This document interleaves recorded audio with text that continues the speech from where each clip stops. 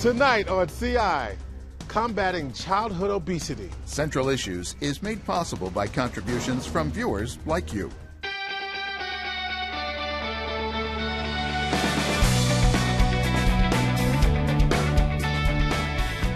Welcome to Central Issues. I'm George Kilpatrick. On this day before one of the biggest eating days of the year, our topic tonight is about food. A recent CDC report indicates that 1/3 of Americans are obese and another third are overweight.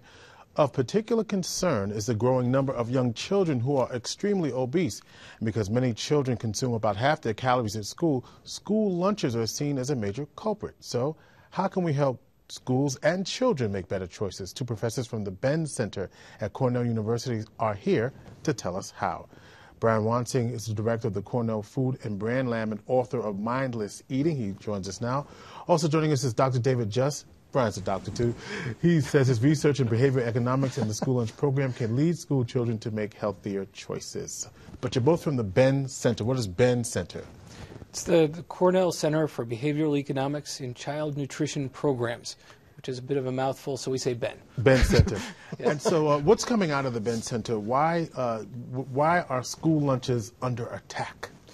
Well, so, there is this pressure. We see a rise in childhood obesity, and a lot of people see this as sort of a natural place to try and tinker with what kids are eating, because 30 million kids a day are eating a school lunch, and this can reach a lot of kids. Now, the problem, though, is that the tack that has been taken is essentially, let's take all the food that could potentially cause obesity or the higher calorie stuff, let's pull it out of the school and let's just leave what else is there. And you know how kids react to this. So this notion that we're going to see, like, for example, Fayetteville put in the carrot vending machine, yeah. And that you like that idea, don't you? Yeah, no, I do like it. And those things, when you make food fun, kids like it. But oftentimes we don't try to make food fun. We try to make food something we force into them. If you look at most meals in most homes, the vegetables on a plate is a battleground. It's a battleground of wills, right? Yes. But we can just as easily, we all know kids who love vegetables, and we can just as easily make those vegetables the things that kids want to take at school, okay? But the secret is not to legislate them into having to take beans and carrots instead of a cookie. The secret is to set things up so they naturally take that and think it's their own will. So you're not even saying, what about sodas? We've been successful in some cases, or some school districts have taken pop, soda, whatever you want to call it, they've taken it out of the schools. By your estimation, maybe they should have done that. What do you say? It depends a right. bit. Now, we have seen some schools where, pulling that have moved to pull chocolate milk out. Now, there are a certain number of kids that will only drink the milk if it's chocolate milk. They're not going to go near the white milk. And if you're doing that, then you're pulling something out that might actually have some benefit, and you're taking a lot of kids to a position where they're not going to buy school lunch at all. Mm-hmm. And they're going to be replacing that with things that are much worse. Now, I don't know if soda is necessarily going to play the same role. Well, all right, so that was a gimme question. So this notion is, what we're talking about here is behaviors. You're not nutritionists. You're behavioral. You're a marketing guy. You're the behavioral economics guy. You're looking at how to make it cool to make healthy choices. That's how I see it. Yeah, to make it cool, make it convenient, to make it compelling.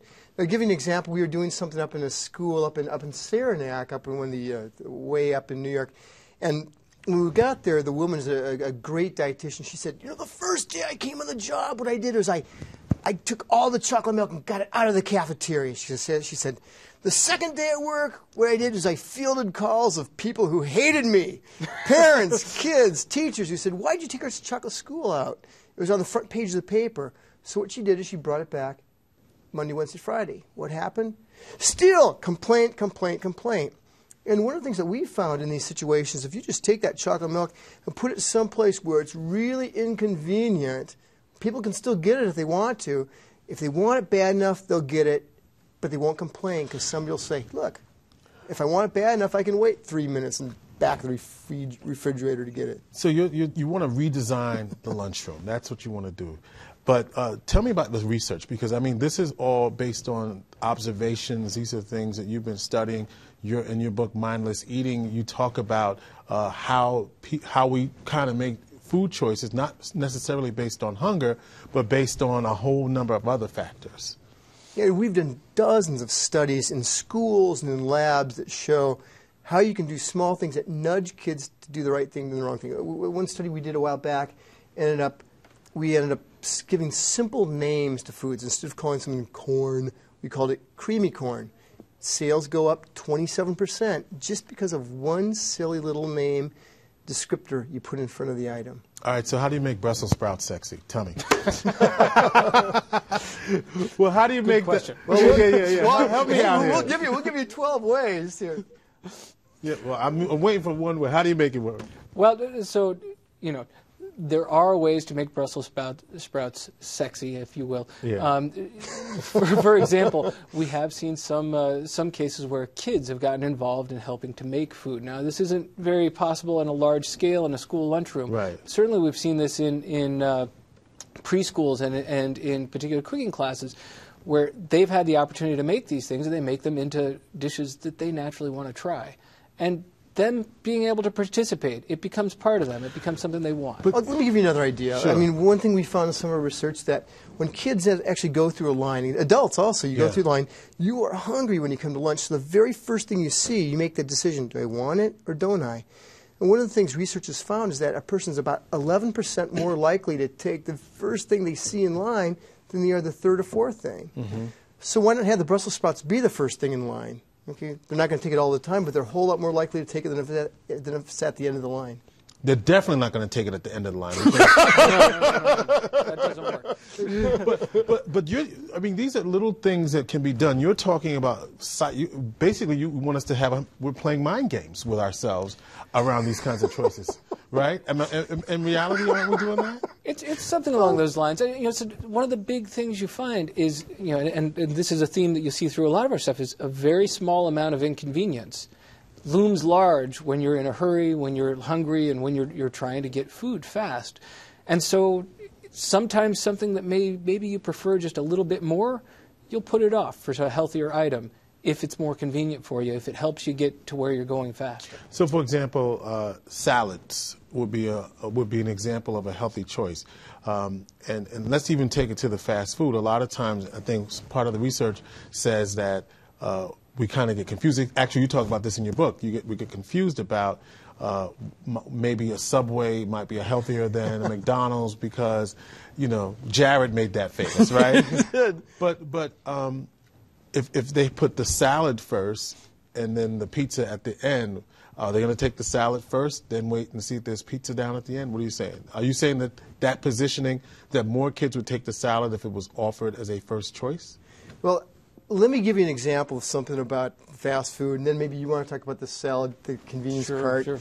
Well, we did a study in one school where we just strangely observationally saw in one case that a lot more kids were taking salad in one pizza line than the other, and we looked at the difference, and the only difference was the woman in the line was saying, "Hey, do you want some salad with that?" It was as simple as saying, "Do you want salad with your pizza?" The same thing that would have happened in a Burger King or McDonald's any day. And so we set up this little study where we just simply had the woman or the lunch lady say, "Do you want salad with your pizza?" The amount of salad that people took went up about 30% simply by saying, "Do you want salad?" But very easy. And there was another school down in Cornell Free Academy, where they had this salad bar, and this salad bar was placed up against the wall. And you come into this lunch line, and there are actually two lines, and they're about 6 feet away from this salad bar. If you wanted to go get it, you had to get out of line, go get the salad, come back into the line. I'm not doing all that. Nobody's going to do it. No one did it. Nobody did it. You move it 6 feet. You move it 6 feet so it sits right between the lines, right behind the cash register, so it's right where the line's bottleneck, and you have to wait there. And you're waiting there, and you look and you think, this actually looks good. So I might take it. So the key here, what the Ben Center is saying, and then the website smarterlunchrooms.org is saying, is that there's smarter choices that can be made that are not that costly to school districts? Because that's the bottom line, isn't it? It's exactly that. The schools don't have a lot of money. You know, we can't bring in Jamie Oliver into every school. We don't have the type of budget to present that type of food. We need to try and find some way to do better with what we already have. And these are really costless, well, almost costless. So you want schools to redesign, I mean, you want everybody to want all these dietitians across the state to look at what they're doing, and they can help combat childhood obesity by just doing some simple things. Yeah, we're not even looking at the state, we're looking nationally. And nationally. There's small things that people can make.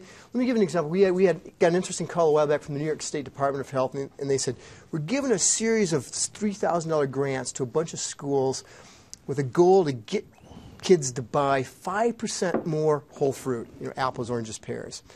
How much do they need to cut the price of fruit so kids will buy more? And we said, we don't think it's really a price issue, because right now it costs most kids nothing because they're using a credit card. We went up, took a look at this, we came back to these schools, and we said, look, forget cutting price. Here's what you do. You buy a cheap, nice bowl from TJ Maxx or someplace. You put it under the light and see what happens. About half the schools did that. Sales went up a little over 100% simply by putting it in a bowl. Because the apple was there, in a It's bowl. in a nice-looking bowl. As opposed to what? Oh, this nasty steel tray that's sort of like under a steel Under the sneeze box. guard, Yeah, yeah. That's right. Can't even see it. So this is back to your research, psychological. We want to see it. Presentation is everything. Well, we eat first with our eyes. Exactly. Yeah. And you're saying if we learn, if we help, if school cafeterias focus more on their presentation, that psychologically even younger children who only want to eat burgers, pizza, and fries, that they'll even now want apples and salad and carrot sticks? Because that's what we're looking at. This is one part marketing, one part psychology, one part sociology, what your best friend's doing, and one part economics. And by marrying these different approaches, there's a lot of ways we can nudge kids to pick up that apple instead of the cookie, all the while believing it's their own volition. See, and we'll talk about this, because you're not actually saying get rid of everything. You're just saying have more choices. We'll get to some of that in just a few moments. Stay with us. You're watching CI.